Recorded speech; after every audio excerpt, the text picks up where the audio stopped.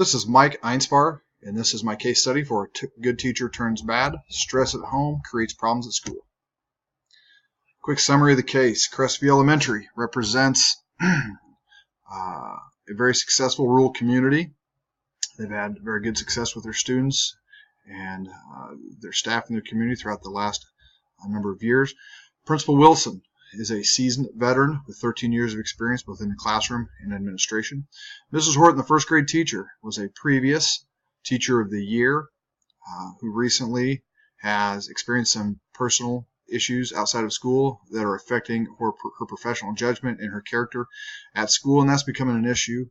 So there are also mounting parental concerns and administrative concerns about the atmosphere she's providing for the students in the classroom.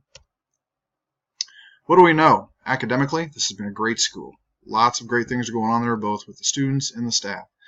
Mrs. Horton's professional behavior is really going the other direction. It's not staying in a positive manner, being argumentative with staff, not returning phone calls with or emails with parents, and ignoring directives from the principal. Mainly with the new reading pilot program that is going on, she has become verbally against it, talking to both her colleagues, and when Mrs. Wilson, the principal, has visited with her about it, she is just adamantly going against her. Principal Wilson has done some informal walkthroughs and really does not see any problems at the current time, at the beginning of the caseload, and she assures the principal, the superintendent, and the parents that are voicing their concerns that at this time she has not seen anything quite like what they're complaining about. We do know that Principal Wilson, Mrs. Horton, and Mr. Stafford, the parent, have had a conference towards the end of the case study. What do we need to know? Has Mrs. Horton taken personal steps in her private life to help her through these trying times? Are there issues inside the walls? Are her and other teachers having issues that we don't know about right now? What is our board policy towards professionalism, and how do we handle that? Has Mrs. Wilson provided coaching notes or enacted her own plan throughout this process, starting last spring when Mrs. Horton was struggling in the classroom to begin with? And we need to know what's the academic year going to look like at the end. We need to be able to compare where the kids were at the beginning of the year and where they're at the end of the year. We know that there are issues, and we know that they're going to suffer academically, but we need to know how much they're going to suffer, and we're going to need to try to limit any kind of negative regression towards academic success. We also need to know Mrs. Horton's willingness for professional counseling and to get better at her job. So I really have a couple of plan of actions. The first one is in regard to the students, the most important piece of this. Number one, let's consult with the student superintendent and the school board to make sure that we are following board policy with any plan that we make. We need to form a guidance team to visit the class to provide support for the students. If there is verbal abuse going on, then we need to know about it, and the students need to be able to support and be able to talk to somebody and make sure that we minimize any kind of harsh action that has happened. We need to meet with the staff concerning any kind of reassignment within the classrooms. If we're going to move students, we need to make sure that all parties are on board and how we're going to realign those classes. We need to meet with each parent individually of the 5 parents who have complaints and explain what the plan of action is going to be and how we're going to go about it. Then we're going to go ahead and reassign those 5 first graders to other teachers, and make sure that we pair those students up with teachers that will really help them and nurture them to be successful in the classroom. And then we're also going to do walkthroughs, not just for the teachers, but to make sure that those students, when they enter their new classroom, are having the same successful transition and academic success that they did at the very beginning of Mrs. Horton's classroom. Okay, the next plan of action is for Mrs. Horton herself, for the teacher. Number one, we need to have a professional conference with all parties that pertain to this. Administrative team, we need to have Mrs. Horton, and we need to have probably her union rep join her with that. We need to talk about a write-up that's going to happen. It's going to go in her file about the outburst with Mr. Stafford and how she handled herself, and we're going to really demand a letter of apology to Mr. Stafford and Julia concerning Mrs. Horton's behavior during that meeting.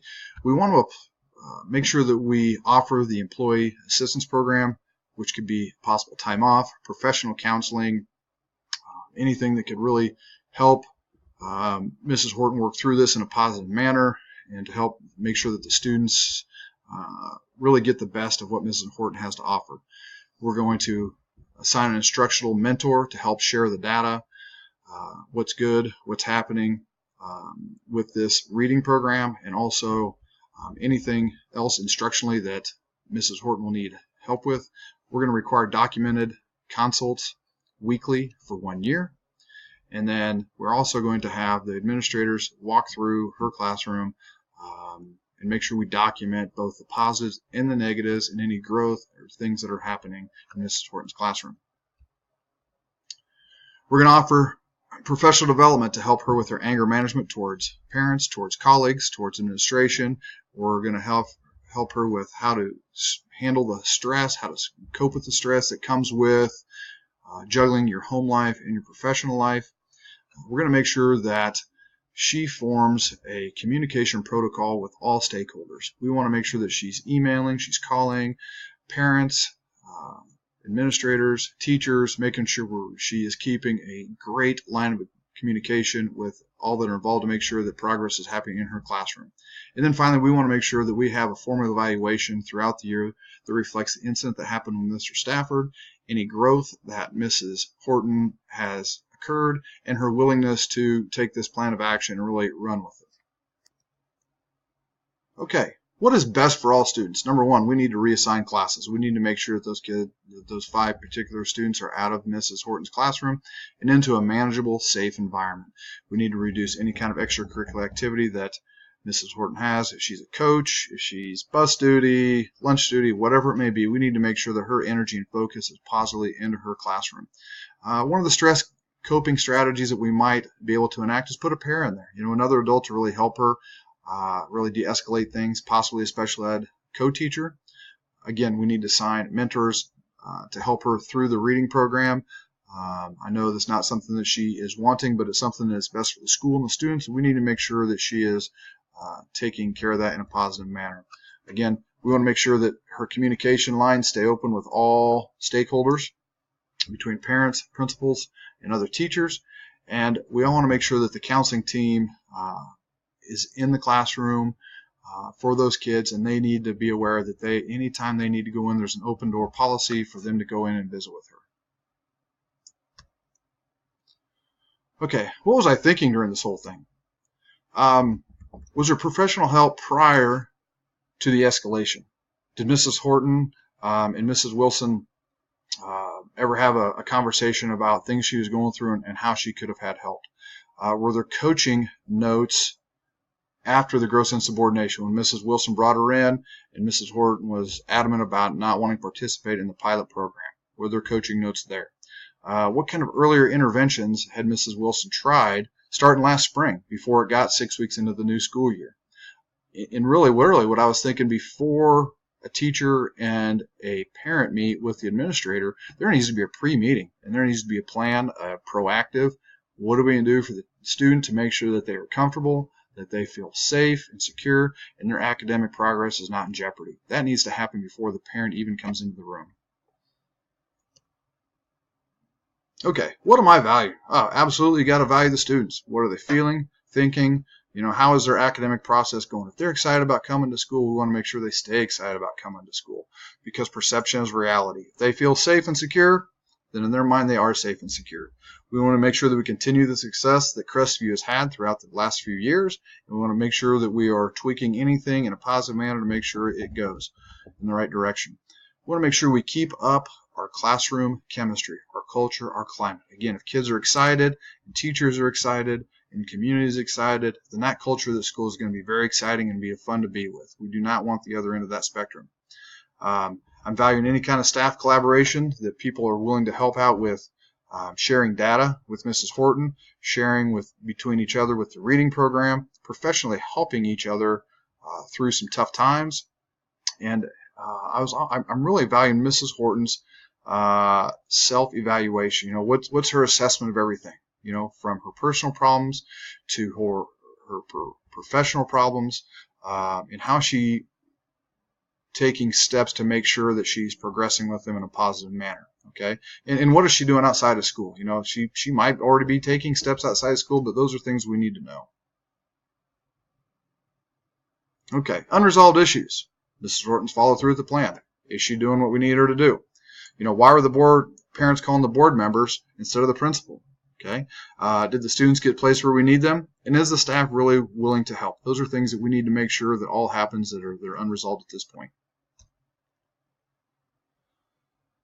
The reflection, Category 5 on Standard 2, making sure as an educational leader, as an administrator, that we promote the academic success and personal well-being of every student by enhancing instructional capacity.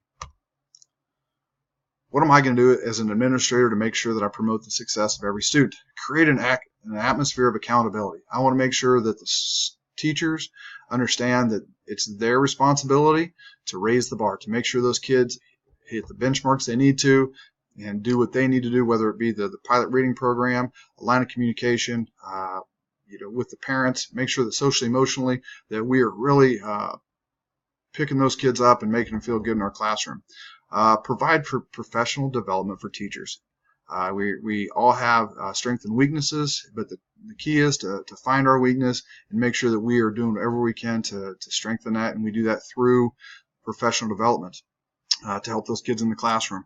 By creating mentors and sharing data, the teachers can find out with each other what's working, what's not working, and maybe how to tweak the pilot program so that it's good for everybody.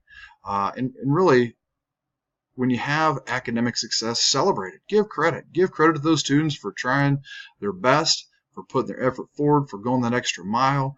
Really give those teachers some credit for trying something new, stepping out of the box, and really being excited about the successes that their students are having. How are we promoting the well-being of every student? By providing a safe and nurturing environment, by making sure that those students are in a classroom where they feel safe and secure, whether it be Mrs. Horton's class or another class, that we're providing them with some support, with an open door policy to the guidance team, that there's communication lines with all, between teachers, parents, and students. Routine walkthroughs to make sure that best practices are in place for teachers, for students, and for the school and all. And make sure that those kids are matched up with the teachers that best suit their personalities within our building.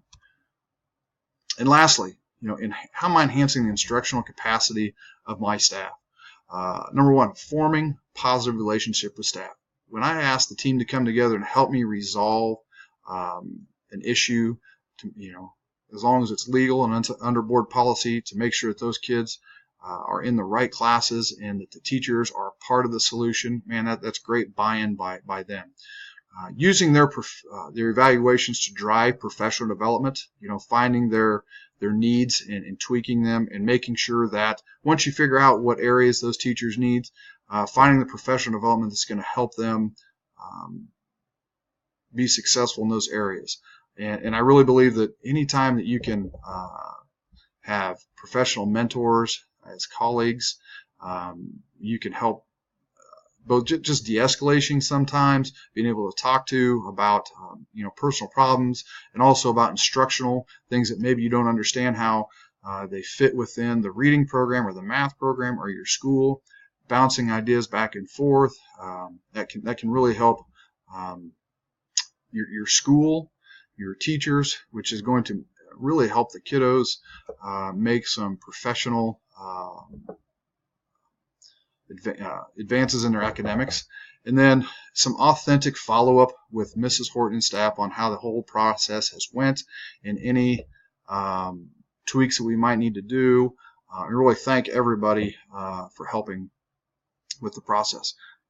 That is my analogy of the case study of a good teacher gone bad. Thank you very much.